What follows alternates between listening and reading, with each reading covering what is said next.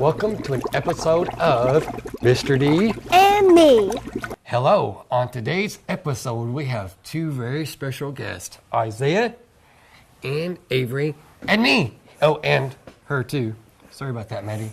On today's episode, we are going to be talking about the concept of buoyancy, and we're going to connect it with that most favorite ship of all, the Titanic. Hey, Maddie, what do you know about Titanic?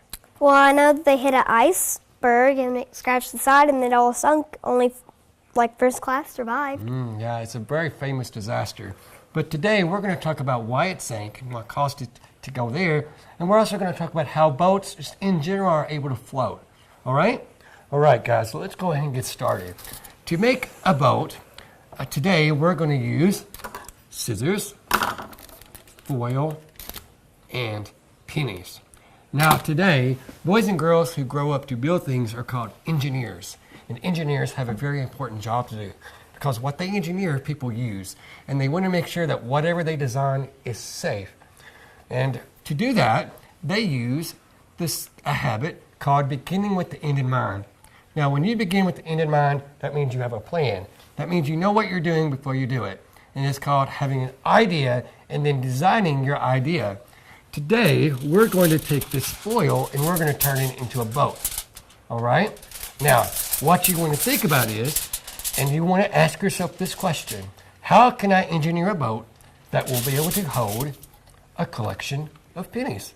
All right? Now, do you all really think that you could engineer a boat out of this to hold them? Do you really think this thin paper will be able to do that?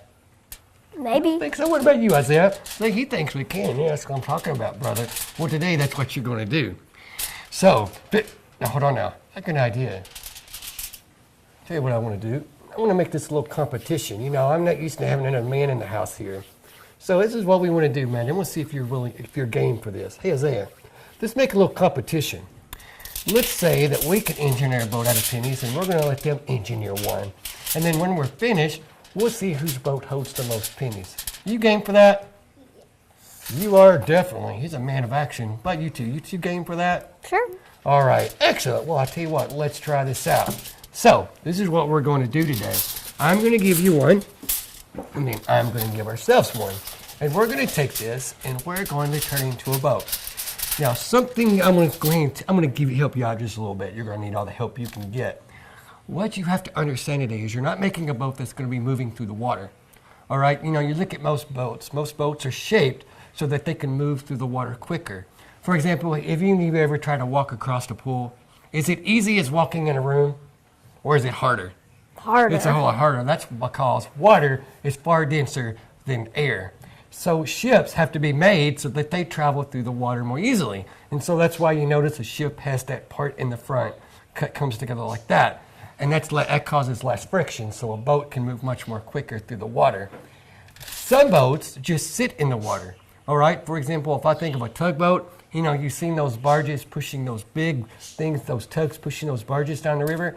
They're made for holding lots of weight. And so they're not made to go fast, they're made to hold lots of weight. So you may be thinking, well, I'm going to turn it into a boat. And you're probably thinking of a boat that's got a real nice little sharp point. That's not the point here.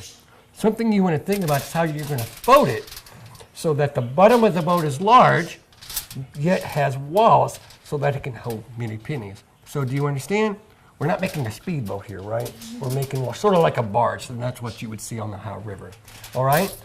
You ready? Sure. All right. Well, let's take a few minutes here, and let's start engineering a boat. All right? So, Maddie, you go ahead and get started. I'll work over here. So, my friend, what are some ideas you think? What is something we should do? What do you think? Does our boat need walls? Yes. All right. So how would you do that? Would you maybe take and fold some walls like that? All right. I'll tell you what I'm going to do. I'm going to do one side. And now I'm going to give you the other side to do. You think you can handle that? Yeah. Awesome. All right. Our boat's going to be better. Oh, I'm sorry. You can go ahead and get started. We're going to be working here, and you can go ahead and start making yours. All right. All right, so maybe we should use a flat surface. That way there's tension on the bottom to keep it floating upward. That's not too bad right there, young man. All right, now. What about down here? So do we need let's to put try to walls keep on the the bottom end? a little flat. All right. But I'll let you do know how your we end need first, walls and so it can. I'll tell you so what, when I'll it let you does do the whole sink, ship it has if you want to. walls. I'll just So sit here and watch. maybe we should do our walls up. Not too bad, not too bad. I think we should do it something like that, maybe.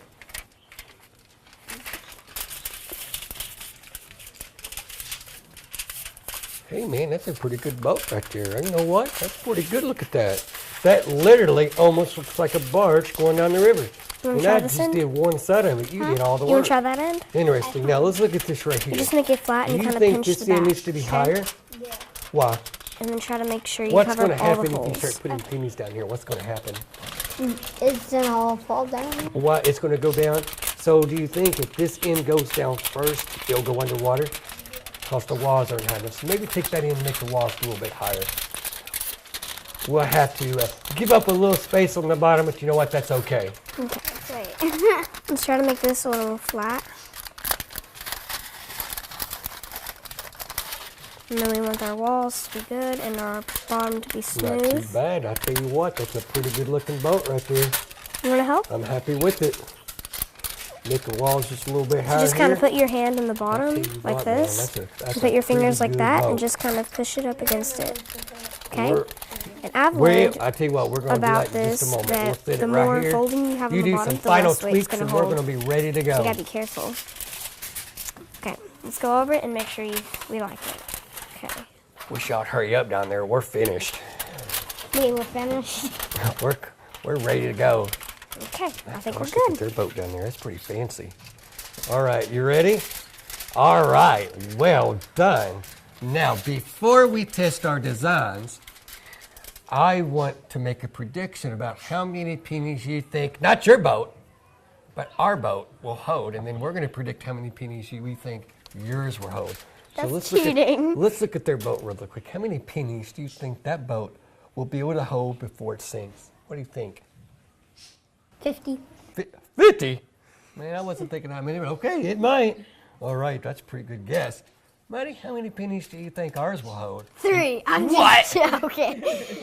20. What? 20. How many boats do you think? No, I'm kidding. All right, how many? 50? I No, was- 15. 15. Well, I was thinking 150, so we'll see. All right. So, are you ready? I'll tell you what, let's flip a coin to see who's going to go first. All right. Maddie, heads or tails? Tails. Heads. All right. Here we go.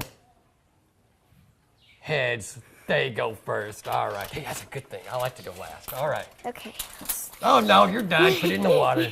All right, let's set ours right here so it don't make any sound, and we'll let them. All right. Now, Maddie, I will let you and your partner over there start dropping pennies, and I'll tell you what, we'll move it down this a little bit so it's easy. Let's watch. Let's see how they do this. All right, This is gonna be so make sure that you put pennies on both sides. All Okay? right, let's make sure they don't cheat. Let's count their pennies. Okay. Here's 2. And can you put those on that end for me? Okay, ready? 3, 2, 1. Okay, let's put another one. 3, 2. How do you be count now? That's 4, 5, 6, 7, 8, 9, 10, It's going this way. 21, 22, 23, 24, 25, 26, 27, 28, 29, 52, 53, 54, 55, 56, 57, 58, 59, 60, 61, 62, 63, 64, 65, 66, 67, 67. 67 pennies. That was pretty good. That was absolutely amazing. Now, what I find amazing is that this piece of foil, just like this, can hold that much weight. That is absolutely amazing, and we're going to talk more about Can you that remember in just a 67 moment. for me? All right, if you guys would take your pennies out and put them back in here, and we will test our design. Not too bad, ladies. That was pretty impressive. That was some really good engineering. Oh, let's let this pour out. Yeah, you look like you've done this before. Oh. Excellent. Dang it. It's all right. If it lands in there, we'll leave them in there. We'll get them out later. Just gonna Not too bad. there. Excellent. All right. We'll get ready to test ours. All right. Let's tell you what. We'll let those, and if we need them, we might need them. You know, we're pretty good over here we'll see what happens. But you know what? What's that, Maddie? With the kids at home, here's a tip. You may want to not crinkle up the bottom as much because then it won't hold as much. And also, another thing is when it gets wet, the water will try to stick together more.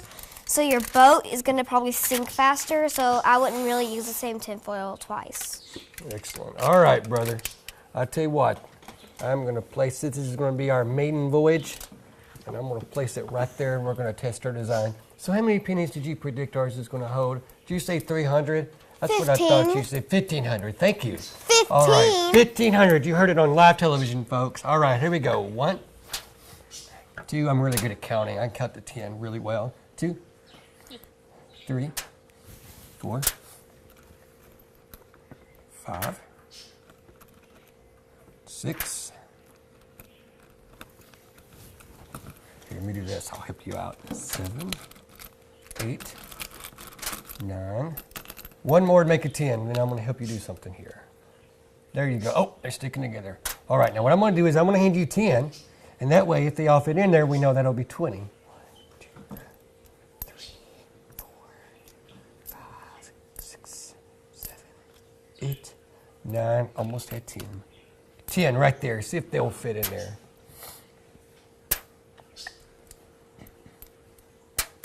I really liked your boat. That was pretty cool.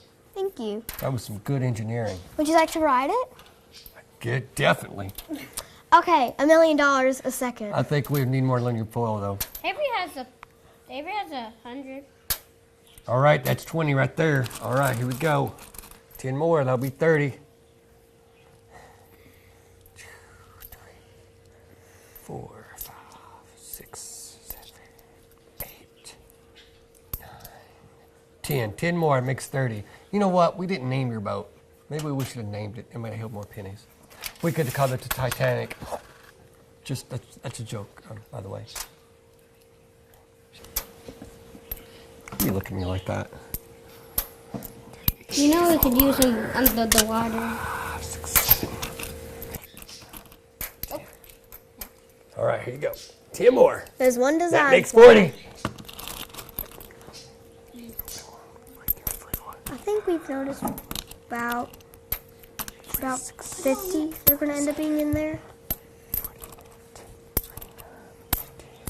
We had one design flaw in ours. One. We put too many. We put way too many pennies on that side. We should have put more on this side. I need 9. You need 9 more? Because I put in 1. Oh, so I gave you 11 instead of 10? How many is that? 50? Nope. 2. Stop. That's 51 right there. 3, 4, 5. We'll edit that part out. No, we're not.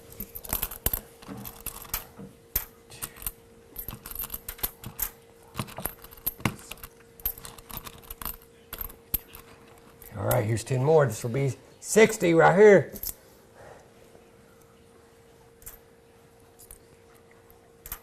Oh.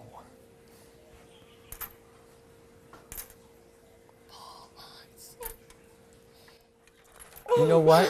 You know what? No joke. I think it was pretty close to a tie. I think both our boats. We got more though. About this thing. Wait. No.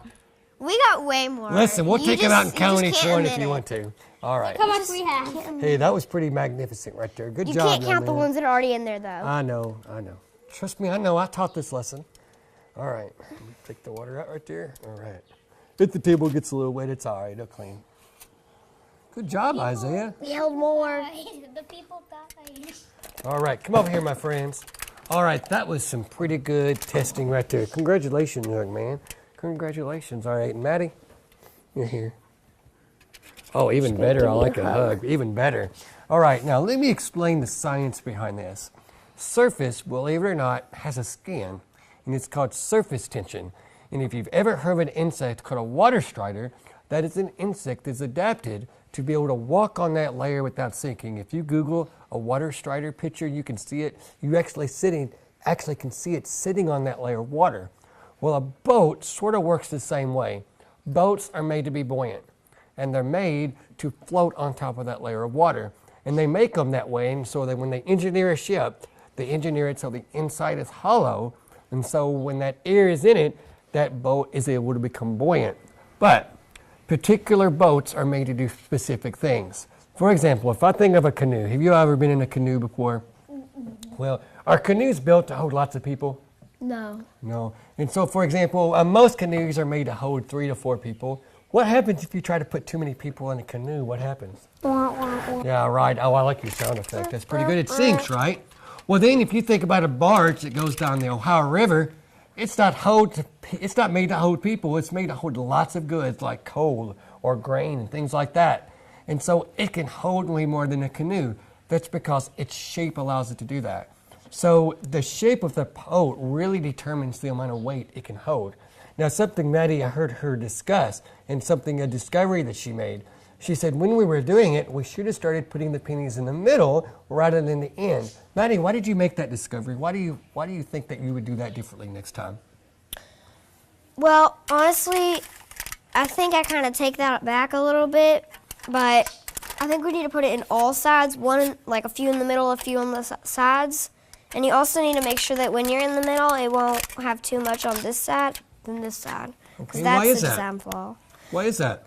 Well, like we were having ours were going like in this way because we were putting too much this way and it tilted that way. Right, so all your weight had caused the boat to shift over?